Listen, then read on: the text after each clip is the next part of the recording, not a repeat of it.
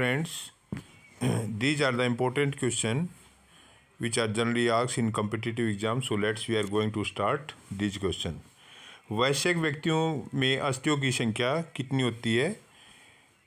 वयस्क जो बॉडी होती है उसके अंदर जो टोटल जो अस्थियों की संख्या होती है वो 206 होती है। टोटल हमारे शरीर में 206 हड्डियाँ पाई जाती हैं। खोपड़ी में जो होती है वो 28 हड्डियाँ होती हैं। कशेरुकों की संख्या होती है, जो रीढ़ की हड्डी होती है, बैकबोन होती है, उसमें कुल 33 हड्डियाँ होती हैं।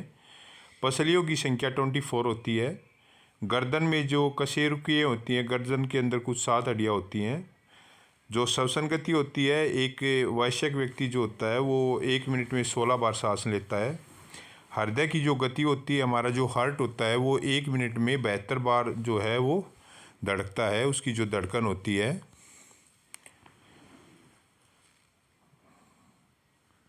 दंत सूत्र ये हमारे जो दांत होते हैं, कैनाइन, इंसीजर, प्रीमोलर, मोलर्स, उसका ये फार्मूला होता है। रक्त दाब जो होता है 120/80 होता है, जो हमारा ब्लड प्रेशर होता है बॉडी का। शरीर का जो तापमान होता है वो नॉर्मल होता है 37 डिग्री सेल्सियस, या फ़ारेनहाइट में होता है 98.4 डिग्री फ़ारेनहाइट। लाल रक्त कणिकाओं की जो आयु होती है आरबीसी रेड ब्लड सेल की, वो 120 डेज होती है। और जो वाइट ब्लड सेल होते हैं उनकी जो एज होती है वो 1 से 3 डेज होती है। WBC वाइट ब्लड सेल की। चेहरे की जो अस्थियाँ होती हैं वो 14 होती हैं। जत्रों की संख्या होती है 2। हथेली में जो अस्थियाँ पाई जाती हैं वो कितनी पाई जाती हैं? 14। और पंजे के अंदर कितनी बोन्स पाई जाती हैं? वो पाई जाती हैं 5।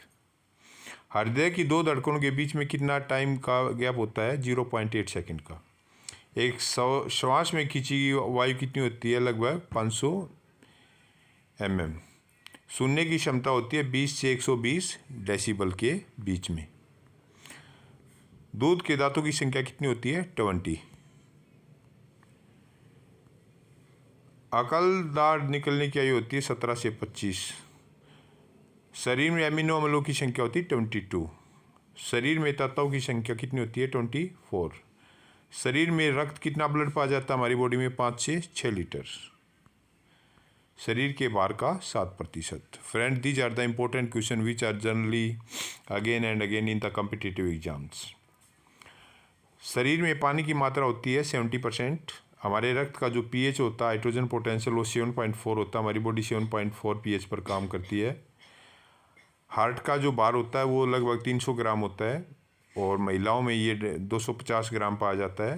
रक्त पर संचरण में लगने वाला समय होता है 22 सेकेंड। छोटी आंत की लंबाई होती है 22 फीट, स्मॉल इंटेस्टाइन। शरीर में पानी की मात्रा जो होती है वो होती है 22 लीटर के आसपास। मस्तिष्क का भार होता है 380 ग्राम, और महिलाओं में होता है 1250 ग्राम। गुणसूत्रों की संख्या होती है 23 जोड़े, यानी टोटल 46 होते हैं।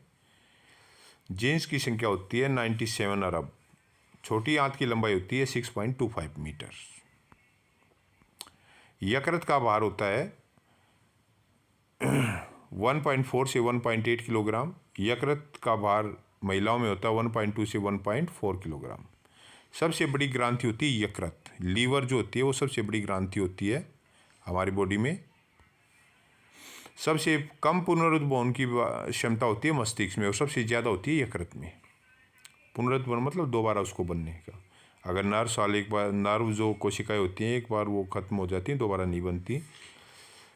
शरीर का सबसे कठोर भाग होता है दांत का एनिमल। दांत की जो ऊपरी परत होती है वो सबसे कठोर भाग होता है। सबसे बड़ी लार ग्रंथि पैरोटिड ग्रंथि। सामान्य तापमान 98.4 डिग्री सेल्सियस, और रुधिर की मात्रा 5.5 लीटर के आसपास। शरीर के भार का 7%। हीमोग्लोबिन की जो औसत मात्रा होती है वो कितनी होती है? 13 ग्राम। हीमोग्लोबिन की औसत मात्रा महिलाओं में 11.5 से 14 ग्राम प्रति डेसीलीटर। WBC की कुल संख्या होती है 5000 से 10,000 क्यूबिक मिली mm। सबसे छोटी वाइट ब्लड सेल होती है लिम्फोसाइट, और सबसे बड़ी WBC होती है वाइट ब्लड सेल मोनोसाइट। ये क्वेश्चन जनरली आता है, इंपॉर्टेंट क्वेश्चन है ये दोनों। सबसे छोटी वाइट ब्लड सेल होती है लिम्फोसाइट, और सबसे बड़ी होती है मोनोसाइट।